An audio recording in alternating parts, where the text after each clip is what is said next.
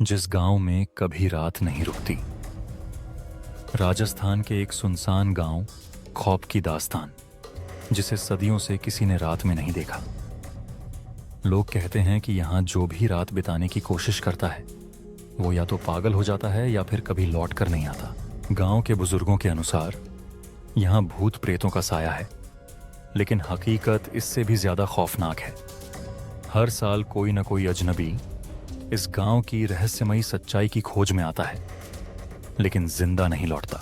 भागेत अजनबी का आगमन अमित और उसके दोस्त, जो पैरानॉर्मल रिसर्चर थे, इस गांव की सच्चाई जानने के लिए निकले। जब वे गांव पहुंचे तो उन्हें वहां एक अजीब सी शांति महसूस हुई। ना कोई इंसान दिखा, ना कोई जानवर की आवाज आई। ऐसा लग रहा था कि पूरा गांव किसी अनदेखी ताकत के कब्जे में हो। गांव के एकमात्र बुजुर्ग बाबा कन्हैया उन्हें मिले।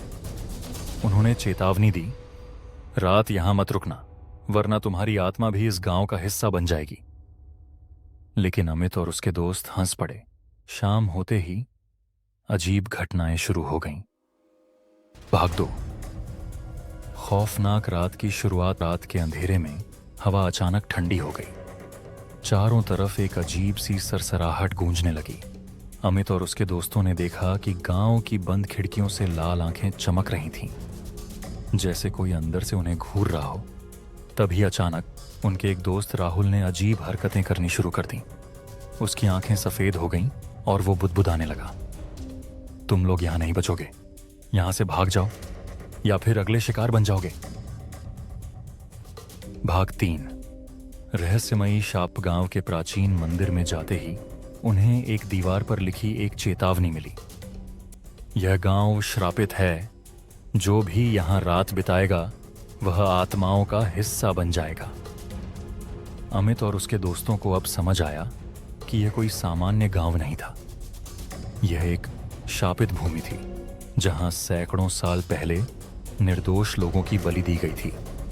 उनकी आत्माएं अब भी इस गांव में फंसी हुई थीं। तभी मंदिर के अंदर एक जोरदार धमाका हुआ और सारी दिए बुझ गए। चारों तरफ घुप अंधेरा और फिर एक डरावनी हंसी गूंज उठी। भाग 4। बच निकलने की कोशिश। अमित और उसके दोस्त जान बचाकर भागने लगे, लेकिन गांव की गलियां भूल भुलैया जैसी हो गईं। वो जितना दौड़ते उतना ही गांव के अंदर फंसते चले जाते।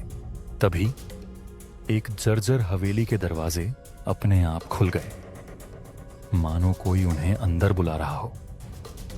अमित को लगा कि यही उनके बचने का आखिरी रास्ता है, लेकिन जैसे ही वे हवेली में दाखिल हुए, दरवाजे खुद ब खुद बंद हो गए।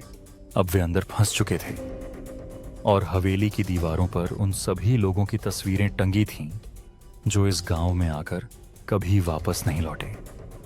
और अगली तस्वीर उनकी अपनी थी, जो धीरे धीरे उभर रही थी। क्या अमित और उसके दोस्त इस गांव से जिंदा बच पाएंगे, या फिर वे भी इस शापित गांव का हिस्सा बन जाएंगे? यह कहानी अब और भी रोमांचक मोड़ लेने वाली है। यह कहानी 4 घंटे की होगी और मैं इसे और विस्तृत और खौफनाक बना रहा हूं।